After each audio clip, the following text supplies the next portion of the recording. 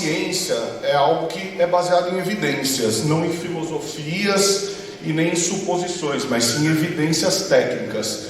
Então, a Organização Mundial da Saúde definiu o cuidado paliativo como uma abordagem que promove a qualidade de vida dos pacientes e de seus familiares que enfrentam doenças que ameaçam a continuidade da vida através do alívio do sofrimento.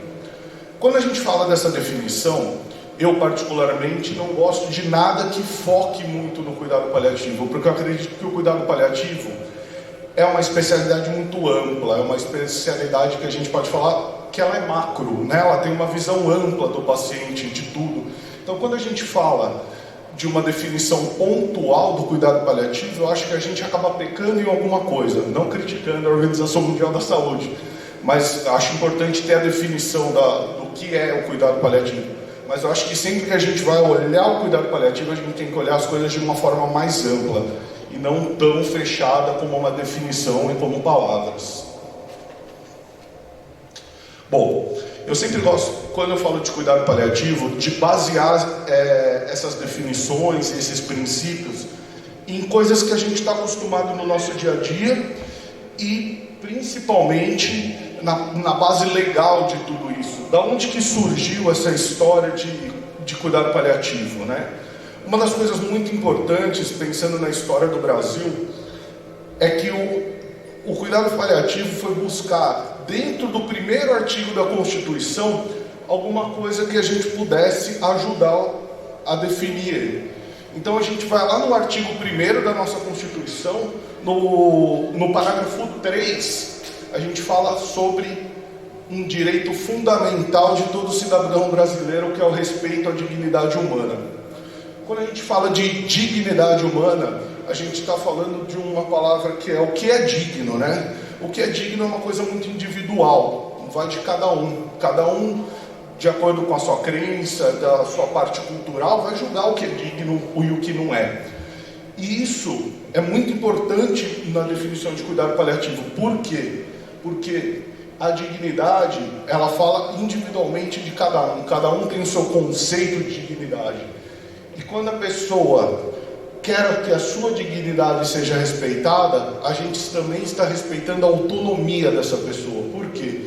Quando ela tem autonomia, que é o poder de decidir sobre si mesmo, ela geralmente escolhe por coisas que é digno para ela, né? Então isso é muito importante para a gente começar a falar de cuidado paliativo. Bom, alguns princípios pontuais, né? Então, quais são os princípios do cuidado paliativo? Aliviar sintomas. Novamente, afirmar a vida. Então, o cuidado paliativo, ele cuida da vida do ser humano e não da morte. A morte é um processo natural da vida. Ele nem acelera e ele nem adia a morte. Então, depois a gente vai falar de alguns conceitos mais para frente em relação a isso. O cuidado paliativo, ele tem como princípio os cuidados integrais, ou seja, ele aborda o paciente não como um paciente, como uma doença, ele aborda o paciente como um ser biológico, psicológico e espiritual, né? Que tem as suas necessidades individuais. E quando a gente fala de cuidado paliativo, a gente fala de uma outra coisa importantíssima. Quando a gente está cuidando de um paciente que está em cuidados paliativos, a gente não está cuidando só do paciente. A gente está cuidando da família do paciente. A gente vai falar mais para frente disso, chama unidade de cuidado. É importantíssimo. A unidade de cuidado é o paciente e família. Então a gente não cuida só do paciente, a gente cuida do paciente e da família, de todo o contexto que engloba ele. Então a gente oferece suporte familiar. Então, e aqui novamente, só para deixar bem claro, a gente oferece suporte para que o paciente possa viver até a sua morte.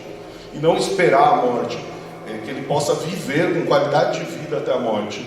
A gente melhora a qualidade de vida do paciente e o ideal, que quebra outros paradigmas que a gente tem no cuidado paliativo, é que o cuidado paliativo ele tem que ser iniciado junto com as outras medidas. Com quimioterapia, com radioterapia, no exemplo oncológico. Qualquer outro paciente não pode ser paliativo, não necessariamente ele precisa ser oncológico. Mas como é o mais comum da gente conversar, a gente começa o cuidado paliativo junto com os outros cuidados, não isoladamente nenhum dos dois. Bom, aqui é importantíssimo, vou falar bastante disso, já falei da unidade de cuidado. Então, a família e o paciente, nunca só o paciente, família e o paciente. A gente está cuidando de uma unidade de cuidado, paciente e família. E aqui tudo que engloba essa unidade de cuidado, todos os passos que englobam. Bom, a gente precisa falar um pouquinho da parte histórica do cuidado paliativo. Então, desde a época da Idade Média, do início do cristianismo, a gente já consegue verificar algumas coisas na história que deram origem ao que a gente chama de cuidado paliativo moderno. O principal delas foi o movimento hospice. O movimento hospice, o movimento hospice, ele era basicamente um lugar físico. Então o hospice, ele nada mais era que uma hospedaria, né? Se a gente traduzir literalmente hospice do inglês, ele quer dizer, na verdade, hospício, né? Mas não é o que se aplica aqui. Na verdade, o hospice, ele nada mais é que uma pousada, onde os viajantes ficavam, onde as mulheres mais abastadas cuidavam dos pobres, né? E durante as viagens de longa data dos viajantes, eles paravam nessas hospedarias e eles eram acolhidos e recebiam cuidados. E foi aí que começou essa história de hospice. Então, o que é o hospice? Hoje em dia, no cuidado paliativo moderno, né, que a gente vai falar um pouquinho mais para frente, o que é o cuidado paliativo moderno? O hospice é de extrema importância. Porque o hospice, ele deixou de ser uma hospedaria, ele deixou de ser um hospital, ele deixou de ser um lugar onde o paciente é cuidado. Ele passou a ser uma filosofia de cuidado integral, que respeita as esferas biológica, psicológica, social, espiritual de cada indivíduo, através de outra coisa muito importante: equipe multidisciplinar. Ninguém faz cuidado paliativo sozinho, mas fazer um cuidado paliativo de qualidade, a gente precisa de uma equipe multidisciplinar. E mais que isso, vamos falar mais para frente, uma equipe interdisciplinar.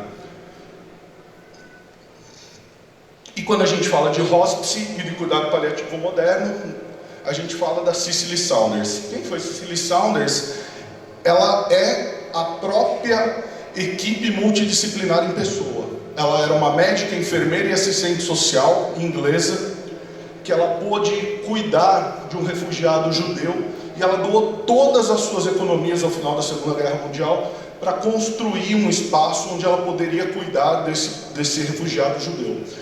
E hoje, esse é um dos hospices mais famosos do mundo, e foi ela que fundou através dessa doação dela. É o St. Christopher Hospice, que fica na Inglaterra. E ela, curiosamente, desenvolveu lá as bases do cuidado paliativo moderno, e ela faleceu dentro desse hospice que ela mesma criou.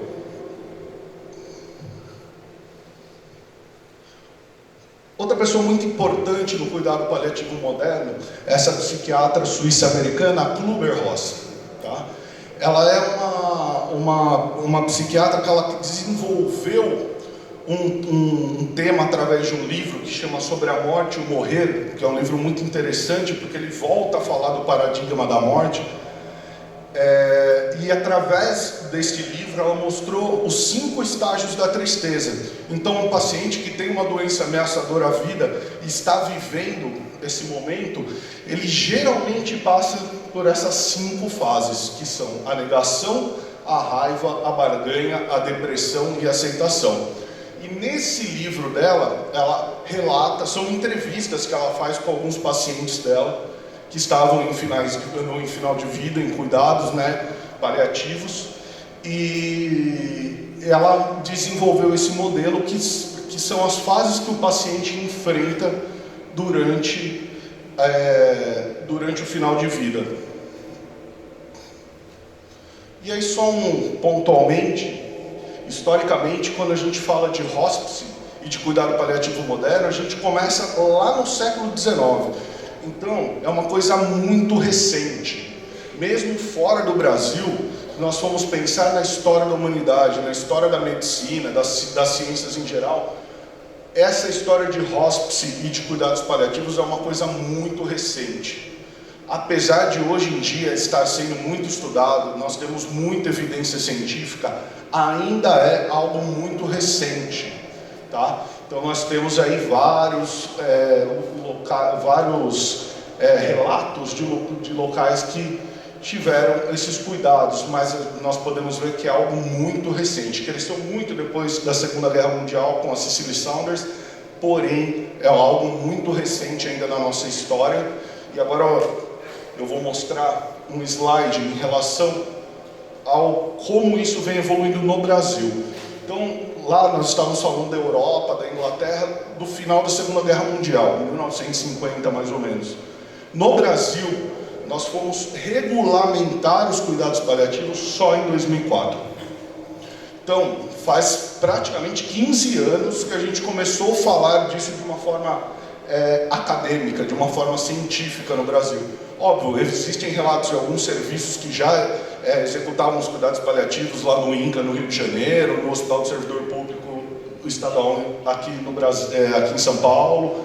Então nós temos esses relatos. Porém, no Brasil, tecnicamente falando, essa conversa começou em 2004. É muito pouco tempo. Faz 15 anos. Da parte ético-legal, isso começou a ser discutido pelo Conselho Federal de Medicina só em 2009. Então tem relatos de condutas de cuidado paliativo apenas em 2009 pelo Conselho Federal de Medicina. É muito pouco tempo. E falando de algo mais recente ainda, nós falamos do final de 2018. Em novembro de 2018, finalmente o Ministério da Saúde normatizou os cuidados paliativos no SUS. Então hoje o cuidado paliativo ele é normatizado pelo SUS em todas as esferas, primária, secundária e terciária. Não importa o serviço, ele tem que estar normatizado em todos os serviços e tem que estar acessível a todos os pacientes que se enquadrarem no diagnóstico e na necessidade de cuidado paliativo. Mas isso é muito recente, nós estamos falando de 10 meses atrás, tá? Então a gente tem a consciência que isso vai demorar um pouco para virar realidade ainda. É algo muito recente. Bom, quando a gente falou de princípios, a gente vai falar de conceitos. Então, originalmente, os cuidados paliativos, eles eram focados apenas na morte do paciente, no final de vida do paciente. Hoje em dia, não. O paciente tem um diagnóstico de uma doença ameaçadora à vida. Ele pode se beneficiar do cuidado paliativo desde o começo do tratamento. Outra coisa importantíssima, o desfecho do cuidado paliativo nem sempre é a morte.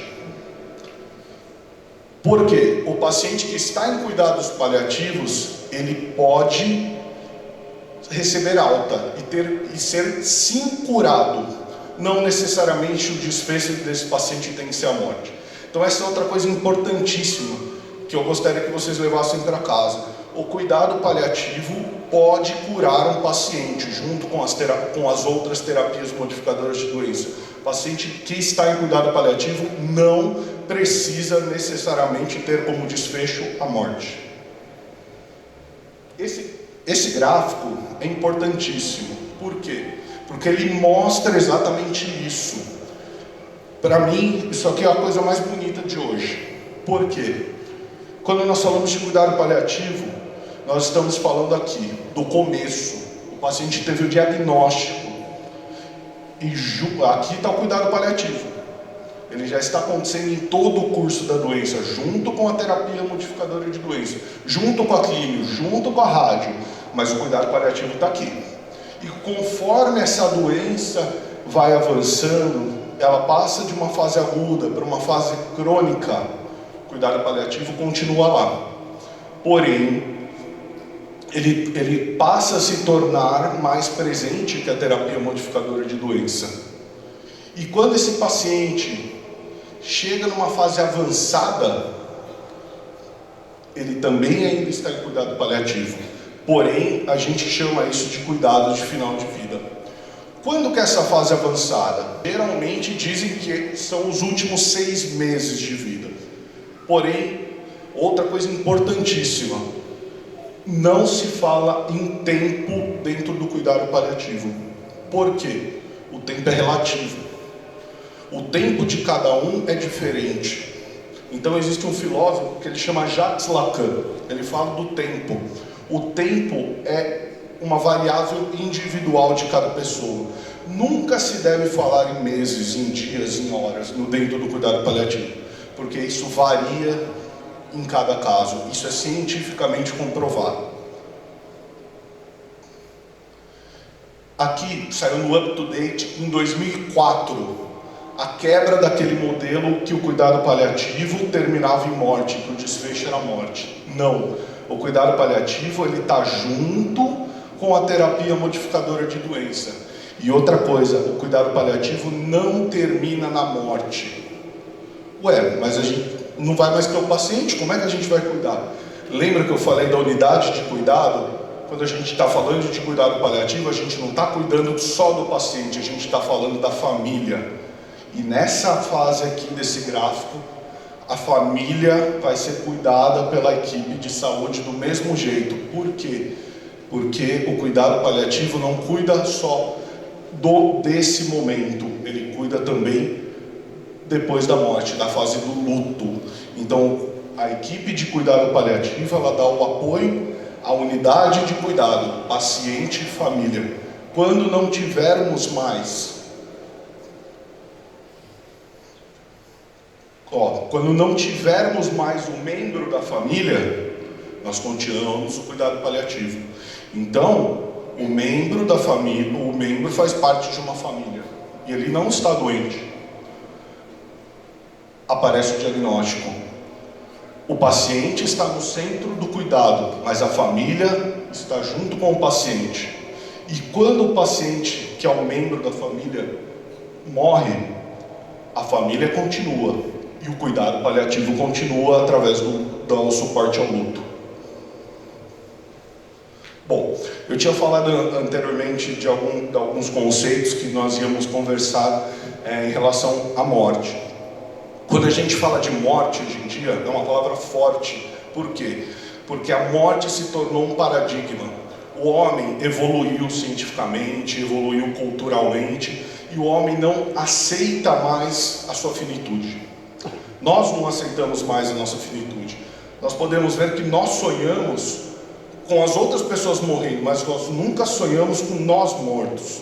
Por quê? Porque isso não é aceitável para o homem. A finitude não é algo aceitável para o homem. Antigamente, na época que a menos desenvolvida, que a comunicação era menos desenvolvida dentro da sociedade, os velórios eram feitos em casa, a morte era uma coisa natural, as crianças corriam, brincavam em volta dos caixões das pessoas. Hoje não, hoje a morte é um paradigma.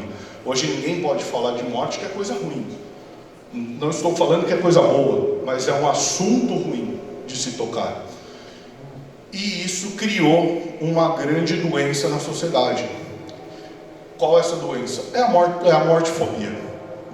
Então hoje em dia ninguém pode de morte, ninguém pode falar de finitude, ninguém pode enfrentar isso. Mas é uma realidade, a gente sabe que o desfecho da vida natural é a morte, sem dúvida.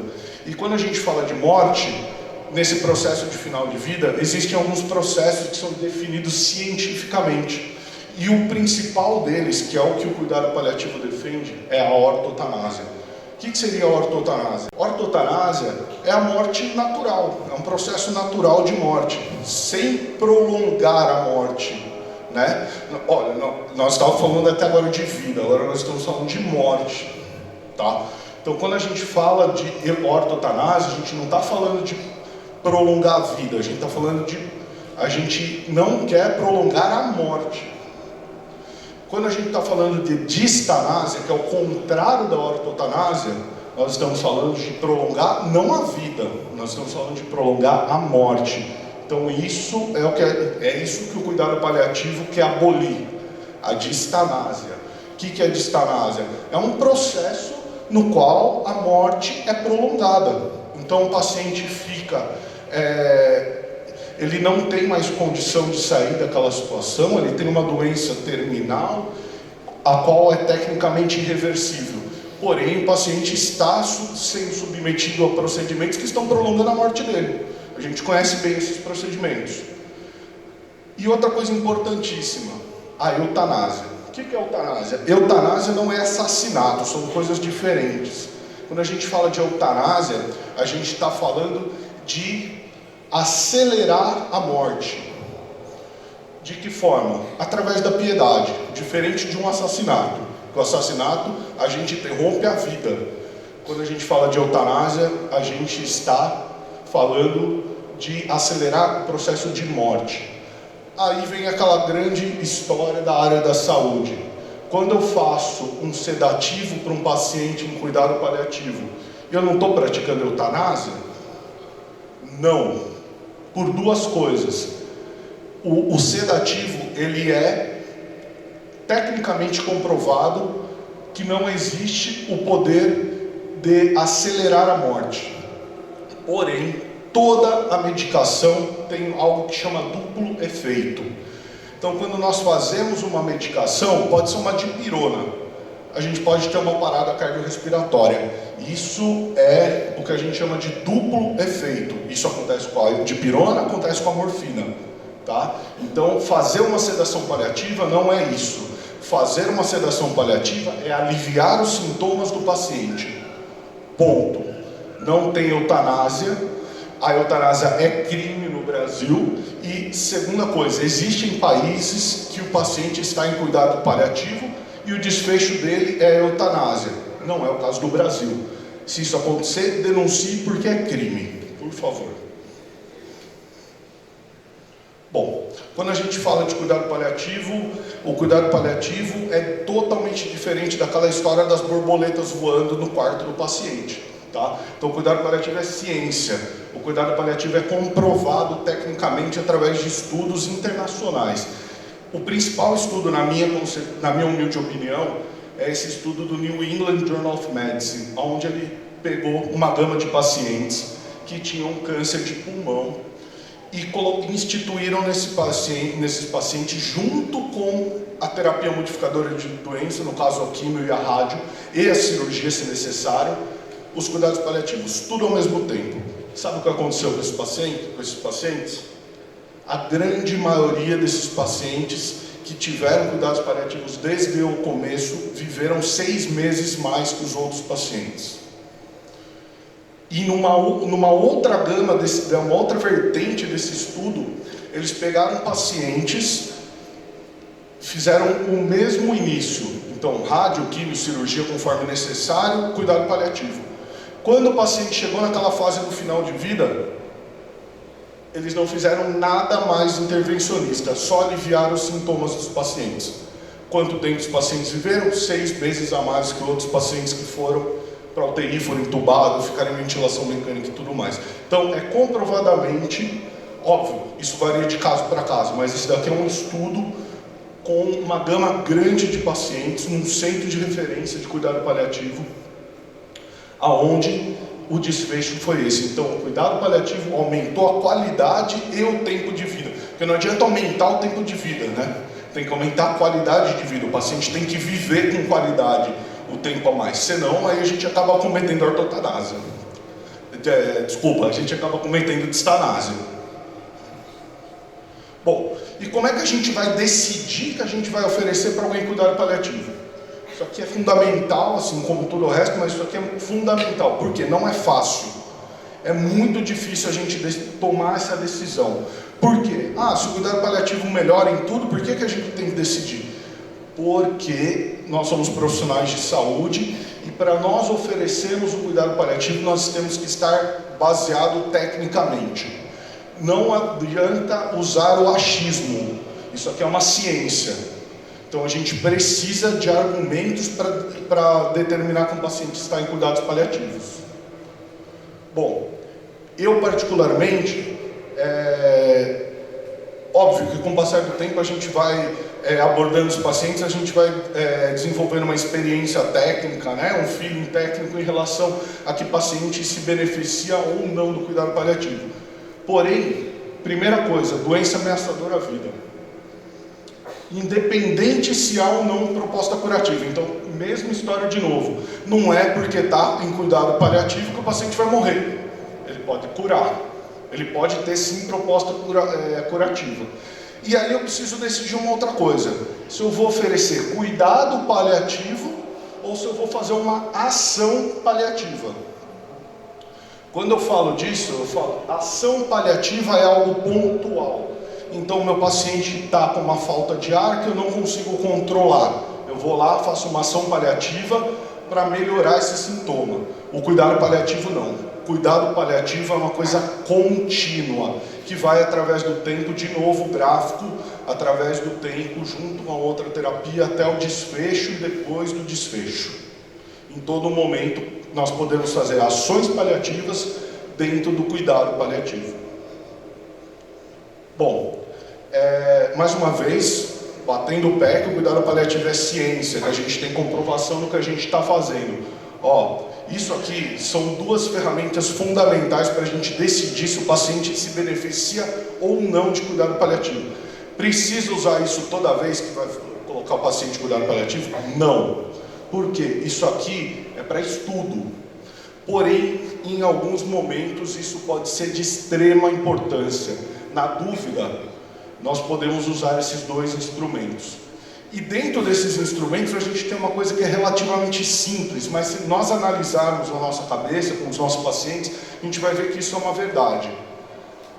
Isso aqui é um estudo sistemático, que ele mostrou que uma pergunta só, que o profissional de saúde faz a ele mesmo, não ao paciente, pode determinar se o paciente é ou não candidato a cuidados paliativos, cuidados de final de vida. É a tal da pergunta surpresa. O que é a pergunta surpresa? É uma pergunta muito simples. O seu paciente, você acha que ele tem mais de 12 meses de vida? Ponto. Essa é a pergunta surpresa. Se você achar que sim, ele pode se beneficiar do cuidado paliativo. Como eu disse, é uma coisa pequena que não dá para usar tecnicamente na clínica isso. Porém, pode ajudar em alguns momentos. É simples, mas pode ser utilizado por qualquer profissional da saúde. E esses estudos aqui, eles estão disponíveis na internet. A gente pode procurar, achar e ver e usar esses questionários se achar necessário, inclusive. Bom, e aí quando a gente fala de cuidado paliativo, nós falamos de novo de equipe. Por quê? Ninguém faz cuidado paliativo sozinho. Aquela história que o Mandurinha não faz verão, dentro do cuidado paliativo é a maior verdade que tem. Por quê? Só o médico, só o enfermeiro, só o psicólogo, só o assistente, só o TO não consegue fazer cuidado paliativo. Ele precisa da equipe. Por quê? Por causa disso aqui, ó. Isso aqui é fundamental no cuidado paliativo. Deveria ser em qualquer cuidado de saúde, mas falando do cuidado paliativo, isso aqui é fundamental. Porque equipe multiprofissional tem na UBS, tem no PS, tem no hospital, tem em todo lugar, mas equipe interdisciplinar é muito difícil conseguir. E se conseguir, o paciente vai se beneficiar muito disso. Porque a equipe interdisciplinar, eu costumo falar que ela é o seguinte: a fraqueza de um é a fortaleza do outro. Então, no meu ponto onde eu sou fraco, o meu enfermeiro é forte. E isso é fundamental na hora do cuidado do paciente. Então, isso aqui é o que a gente tem que focar quando a gente vai pensar em cuidado paliativo. É um cuidado de equipe dessa forma. Se isso acontecer, com certeza o cuidado vai ter um bom desfecho. Bom, e outra coisa que o profissional da saúde se beneficia muito, e mais que ele, o paciente. Isso aqui, para mim, é a cereja do bolo do cuidado paliativo, que são as diretivas antecipadas de vontade. Lembra que a gente falou lá no começo da Constituição Brasileira, do artigo 3, da dignidade humana e da autonomia? É exatamente isso aqui. Quando a gente faz uma diretiva antecipada de vontade de um paciente, a gente está respeitando a dignidade humana e está respeitando a autonomia desse paciente. Por quê? Isso aqui é um documento.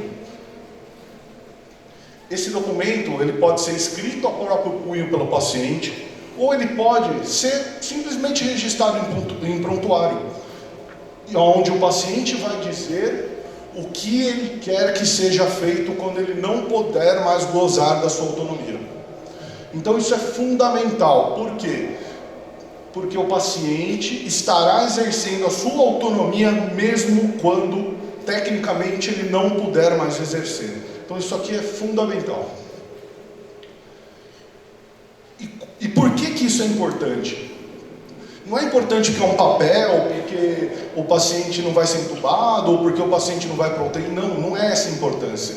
A importância é muito maior que essa. A importância é desde o diagnóstico, desde o momento que o paciente redige a sua diretiva. Por quê? Porque o paciente passa a conversar sobre a morte. Quando você conversa sobre a morte, você quebra esse paradigma. Você começa a aceitar que a sua vida ela tem um fim. De forma natural ou não, você começa a aceitar isso. E isso faz com que você comece a definir os seus objetivos. E saber que mesmo depois de que você não tiver mais capacidade de dizer o que você quer dizer, o papel vai estar lá dizendo tudo o que você quis dizer. Isso mostra que a memória da pessoa não morre, mesmo quando ela tem Alzheimer avançado e não fala mais. Se ela tem uma diretiva antecipada de vontade, a memória dela não morre, porque as vontades dela, a dignidade, a autonomia delas estão sendo respeitadas a todo momento. E quando ela aceita a morte, ela reduz a sensação de culpa e de impotência perante aos desfechos da vida. Então isso aqui é fundamental. O cuidado paliativo quer isso aqui. O cuidado paliativo não quer fazer morfina para o paciente para ele melhorar a falta de ar. O cuidado paliativo quer fazer isso aqui. O cuidado paliativo quer começar lá no diagnóstico da doença, para a gente conseguir esse objetivo. E para finalizar, né, essa frase da Cicely Saunders, que é uma frase talvez a mais importante do cuidado paliativo. Para mim, eu julgo ser a mais importante, porque ela fala um pouco de tudo que a gente conversou aqui hoje. Eu me importo pelo fato de você ser você até o último dia de sua vida. E faremos o que estiver ao nosso alcance, não somente para ajudá-la a morrer em paz, mas para viver até o dia da sua morte. Então é a vida em cima da morte. O cuidado paliativo, ele prega a vida até o desfecho, que pode ser a morte. Aqui a gente está falando de morte, mas também pode ser a cura. Obrigado, boa noite.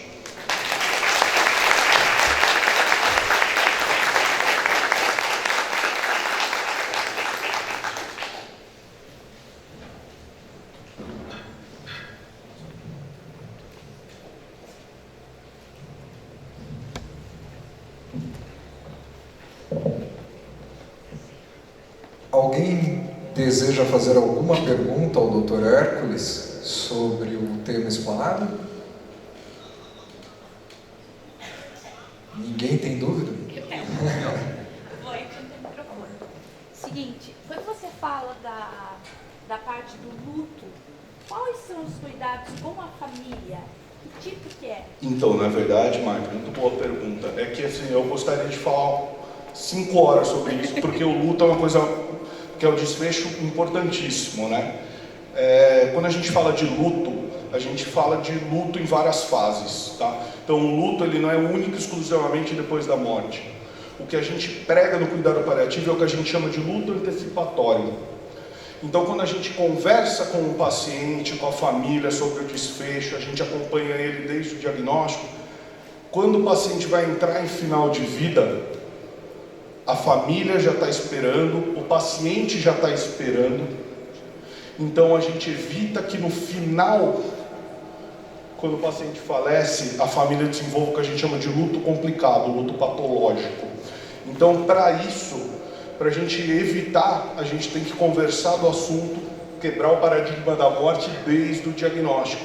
E o suporte ao luto tem que ser um suporte como qualquer outra doença. inclusive está para sair o CID-11, que é o novo Código de Diagnóstico de Doenças, e o luto entrou como um CID a partir de agora. O luto se tornou uma doença, o luto é uma doença, e ele precisa ser tratado como qualquer outra doença psiquiátrica, tá? Então é importantíssimo isso, mas a melhor forma é trabalhar desde o diagnóstico. Eu, inclusive, tenho uma situação pessoal para contar de um paciente meu, que eu acompanhava no domicílio, eu acompanhei durante 6 meses, ele tinha um câncer de pulmão. E quando ele estava no final de vida, ele foi para a Santa Casa, porque a família desejava que ele morresse no hospital.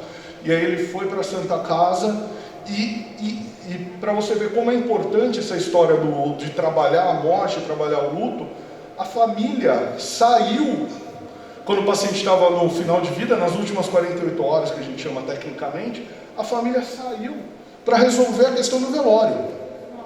Então, assim, a família estava tão bem trabalhada a questão do luto, que para eles já era uma evolução natural da doença. Para mim é uma satisfação muito grande de ver isso acontecer na prática. Mas isso acontece, por quê? Porque a gente trabalha o luto desde o começo. Então é sempre no início. Desde o Você início tem que você vai começar trabalhar. lá, lógico, a gente vai falar, né? Não, lógico. Mas assim, a gente vai conversando nisso do desfecho do tempo todo, para quando chegar lá, para o paciente enfrentar essa situação, o paciente e a família, eles já estão preparados para isso, e dificilmente vai dar trabalho para o seu Danelon, tá? Obrigada. Existe período? Existe período? Olha, Edu, na verdade, a gente, nos livros eles falam de acompanhar essa família, às vezes até por 6 meses. Em alguns serviços de referência, por exemplo, lá no Einstein, eles ligam para a família e marcam reuniões familiares, mesmo após o óbito. Ele liga para o cuidador principal, que tem a tutela do paciente, como é que estão as coisas, tal, não sei o quê. Se ele percebe, ele fala, você não quer vir aqui conversar no hospital? Marca um horário com a equipe, faz uma reunião familiar, discute a situação para evitar que isso se prolongue. Semanal, mensal? Eu já tive experiência lá que o pessoal fez até reunião diária, durante uma semana. Óbvio, são serviços que existe a possibilidade de fazer isso, mas é importantíssimo. Às vezes numa ligação tem o Hospital da Mil, o Hospital da Luz, eles têm uma equipe de cuidados paliativos lá, e a psicóloga de lá, ela liga para a família. E às vezes bate papo no telefone mesmo, e já consegue ajudar. É muito importante. Obrigado. Eu quero fazer. Claro. No meu caso, ela descobriu que tinha tipo cisto na cabeça, tumores, 3 tumores. Foi uma coisa que ela descobriu, ela não sabia. Aí, quando ela descobriu, a família ficou em estado de choque. Aí, ela estava no final da vida. Aí, ela já descobriu, aí não tinha mais como fazer cirurgia. Aí, ela ficou inconsciente e eu não aceitei porque foi uma coisa muito rápida. Aí, ela foi chegar a óbito e eu não aceitava. Eu não aceitava porque foi muito rápido. Então, na verdade, obviamente, quando a gente fala de eventos pontuais, né? Aqui nós estamos falando mais de uma questão onde a gente tem o tempo para trabalhar isso. Óbvio que eu costumo brincar que no cuidado paliativo sempre a gente tem tempo, tá? Então a qualquer momento a gente pode fazer alguma coisa, tá? Não necessariamente, independente do momento que a gente encontra esse paciente, sempre a gente pode fazer alguma coisa. Tá? Mas assim, em desfechos pontuais, por exemplo, um acidente, um diagnóstico tardio, alguma coisa assim, existe sim a possibilidade de a gente fazer alguma coisa naquele momento, nem que seja só para aliviar o sofrimento do paciente, da família, mas sempre, no cuidado paliativo, sempre a gente tem tempo de agir, sempre. Nem que sejam minutos, mas sempre a gente tem tempo.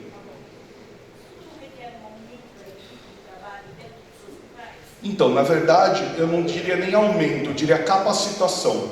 Porque o que acontece? Quando a gente fala de cuidado paliativo, falei da equipe. É um cuidado de equipe. Mas eu falo para você que não seria nem um aumento da equipe, seria capacitação. Porque o que acontece? A gente sabe que, por isso, até a importância de eu querer estar tanto aqui no dia de hoje falando sobre isso. Por quê? Porque é um assunto polêmico, é um assunto que ainda é um tabu na área da saúde. Então o que acontece? O que a gente precisa? A gente precisa de capacitação. Porque às vezes com 2 profissionais, 3 profissionais capacitados, nós conseguimos fazer um cuidado paliativo de excelência. Então a gente não precisa de número, a gente precisa de capacitação. A gente sabe que são poucos os centros de capacitação em cuidado paliativo hoje em dia, e a gente vê cada dia mais crescendo o número de profissionais multi nessas capacitações. Isso é muito importante, tem que ter capacitação. Não acredito que seja número, acredito que seja capacitação. Claro. Então, na verdade, é o seguinte, depende, tá? Então, assim, tudo no cuidado paliativo, ele é baseado em evidência científica, porém, cada paciente é um ser individual, onde a gente tem que discutir qual é a necessidade real desse paciente. Eu já vi paciente em cuidado paliativo ser entubado. Aí você vai me falar, pô, é totalmente contra o processo. Mas você tem um paciente que ele está com uma dispneia refratária, você faz morfina, você faz sedação, o paciente não melhora. Às vezes você entubar, aspirar o paciente, deixar ele, oferecer ele um pouquinho de oxigênio, esse paciente pode melhorar da dispneia. Então, assim, nada é proibido, tá? Em relação a isso, não existe necessariamente um protocolo. Óbvio, existem evidências científicas que nós vamos procurar na hora que nós tivermos essa dúvida. Mas não existe essa história de, não pode aspirar. Óbvio, o paciente está em final de vida, está nas últimas 48 horas, não tem mais proposta curativa, por que eu vou aspirar o paciente? Aí ok. Mas agora, se nós estamos trabalhando com um paciente que está em cuidado paliativo, ele inclusive tem proposta curativa, ele tem uma doença ameaçadora à vida, mas ele tem uma proposta curativa, a gente pode aspirar, a gente pode passar uma sonda nasoenteral para alimentar esse paciente, ele tem proposta curativa. Tá? Então, o cuidado paliativo, ele não vai abandonar o paciente. Quando a gente julgar necessário, a gente pode sim fazer o que a gente achar necessário, obviamente baseado em ciência.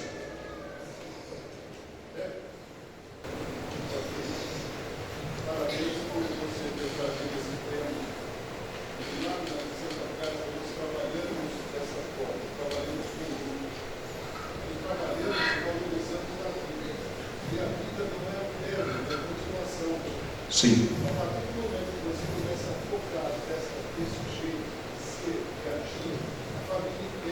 Sim, sem dúvida.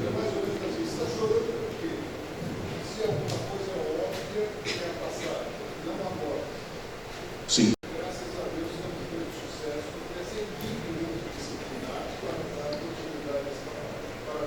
Obrigado, agradeço, Dana. Obrigado. Posso contar com o senhor, né? Obrigado. Alguém mais? Agradecemos então a palestra do Dr. Hércules Moraes Filho. Em agradecimento ao senhor, eu vou pedir ao senhor Benedito Alexandroni, tesoureiro da Santa Casa, que entregue ao senhor uma lembrança em forma de agradecimento.